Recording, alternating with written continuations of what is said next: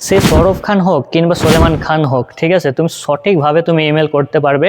সে যেই কেউ হোক, ঠিক আছে, সে বিগ স্টারই হয়ে যাক না কেন, সে আম্বানি হোক না কেন, তুমি ইমেলটা করতে পারবে। তার সঠিকভাবে ইমেলটা না করলে সেই ইমেল তো তোমার মেসেজ পৌঁছাবে না তার কাছে, তাই না? হ্যালো গাইস, তো আমরা অনেকে হয়তো জানি না যে এই ফোনটা থেকে আরেকটা ফোনে মেসেজ করা যায়। তা কেসের মাধ্যমে সেটা করা যায়, সেটা ইমেলের মাধ্যমেও করা যায়। আমরা অনেকে হয়তো জানি মেসেঞ্জার, হোয়াটসঅ্যাপ, ইমো এইসবে হয়তো মেসেজ করা যায়, কিন্তু এটার থেকে আরেকটা বড় আছে, সেটা হচ্ছে ইমেল। তুমি অল কান্ট্রিতে তুমি এই ইমেলটা মেসেজ করতে পারবে, ঠিক আছে, যে কোনো ইমেলে করতে পারবে মেসেজ তুমি, যদি তোমার ইমেলটা জানা থাকে। তাহলে ইমেলটা তুমি মেসেজ কী করে করবে, সেই প্রসেসটা আজকে তোমাদেরকে আমি শর্টকাটে সহজভাবে তোমাদেরকে বুঝিয়ে দেবো, সঠিক নিয়মে কীভাবে তোমরা, সে সরফ খান হোক কিংবা সোলেমান খান হোক, ঠিক আছে, তুমি সঠিকভাবে তুমি ইমেল করতে পারবে। সে যেই কেউ হোক, ঠিক আছে, সে বিগ স্টারই হয়ে যাক না কেন, সে আম্বানি হোক না কেন, তুমি ইমেলটা করতে পারবে। তার সঠিকভাবে ইমেলটা না করলে সেই ইমেল তো তোমার মেসেজ পৌঁছাবে না তার কাছে, তাই না? তা আজকে তোমাদেরকে আমি সেই প্রসেসটা দেখিয়ে দেবো, কী করে তুমি তাকে সঠিকভাবে ইমেলটা করতে পারবে। তাহলে তোমার ইমেলটা সেই মানুষটা দেখতে পারবে যার কাছে তুমি ইমেলটা পাঠাবে। তুমি ভুলভাল ইমেল হয়তো পাঠিয়েছো, তার কাছে ইমেলটা পৌঁছয়নি, আর তুমি ভাবছো হয়তো যে ও আমার ইমেল দেখছে না, কিন্তু এটা কোনো ব্যাপার না। তুমি হয়তো ঠিকভাবে ইমেলটা করতে পারছো না, তার জন্য হয়তো তোমার সাথে এরকমটা ঘটছে। তুমি সঠিকভাবে ইমেলটা পাঠাও, তাহলে সেই মানুষটা দেখে তোমার মেসেজের রিপ্লাই দেবে। তা বেশি কথা বাড়িয়ে লাভ নেই, ভিডিওটা অনেকটা বড় হয়ে যাচ্ছে। তো চলো ভিডিওটা আমি দেখিয়ে দিই শর্টকাটে তোমাদেরকে কী করে একটা ইমেল থেকে আরেকটা ইমেলে মেসেজ পাঠাবে। প্রথমে তোমরা যে ইমেলে ক্লিক করবে, ঠিক আছে, ইমেল আছে ওখানে ক্লিক করবে। তারপরে নিচে দেখতে হবে একটা পেন্সিল আইকন আছে। আমি সব মেসেজ ডিলিট করে দিয়েছি, তার জন্য খালি এখানে কম্পাস বলে রাখা আছে, ঠিক আছে, নিচে এইখানে তোমরা ক্লিক করবে। তারপর এখানে দেখতে পাচ্ছ ফর্মে যে তোমার ইমেল সেইটা দেখাচ্ছে। তারপরে টু লেখা আছে, ওইখানে তোমাদের যে ইমেলটাতে মেসেজ করবে সেই ইমেলটা ওখানে বসাবে, ঠিক আছে।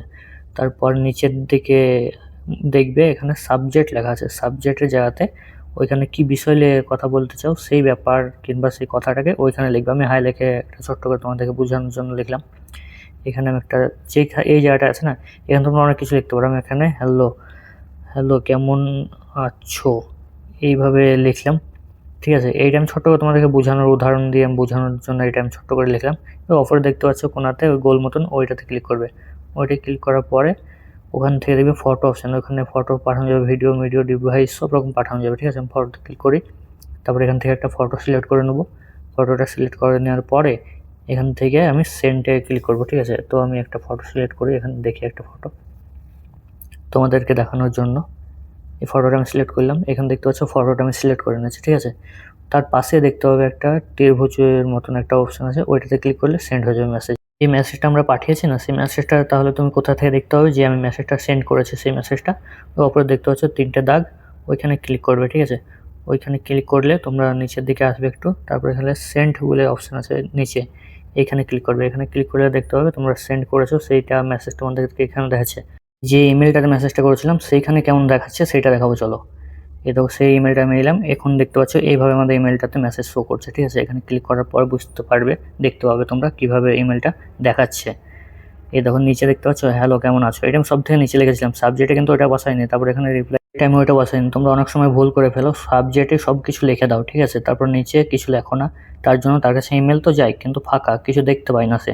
তার জন্য সে ইমেলের কিছু মেসেজও করে না, কিছু তোমার শো করে, কিছু উত্তরও দেয় না। তার জন্য তোমাদের কাছে এইভাবে দেখালাম, ঠিক আছে। তারপরে তোমরা যেটা করবে, এই জায়গাতে রিপ্লাই দেখতে পাচ্ছ, এই রিপ্লাই ক্লিক করবে, ঠিক আছে। রিপ্লাই ক্লিক করার পরে যেটা দেখতে পাচ্ছ আমি সাবজেক্টে যেটা লিখেছিলাম না হাই, সেইটা কিন্তু এখানে শো করছে। তারপরে যদি আমি ওখানে মেসেজ পাঠাই আবার দ্বিতীয়বার রিপ্লাই করার জন্য, এখানে আমি আবার লিখতে পারবো, ঠিক আছে। তার জন্য আমি এখানে হ্যালো লিখে দিলাম।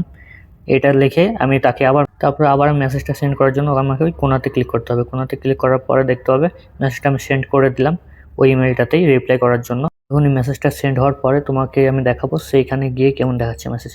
এই দেখো আমি হাই লিখে পাঠিয়েছি, সেটা এখানে শো করছে। এখানে ক্লিক করে তোমাদেরকে আমি দেখাবো কেমনভাবে শো করে রিপ্লাই মেসেজ। এখানে দেখতে পাচ্ছ টপে হাই বলে শো করছে, ঠিক আছে। এই ইমেলটাতে আমি রিপ্লাই মেসেজ করলাম, তার জন্য এইভাবে শো করছে। এইভাবে তোমরা মেসেজ করো সঠিকভাবে, তাহলে তোমাকে রিপ্লাই করবে মেসেজ, তাহলে তোমাকে মেসেজে রিপ্লাই করবে, মেসেজ দেখবেও, আবার এইভাবে তোমাকে মেসেজে রিপ্লাই করবে। তাই সঠিকভাবে ইমেলে মেসেজটা করা শিখো।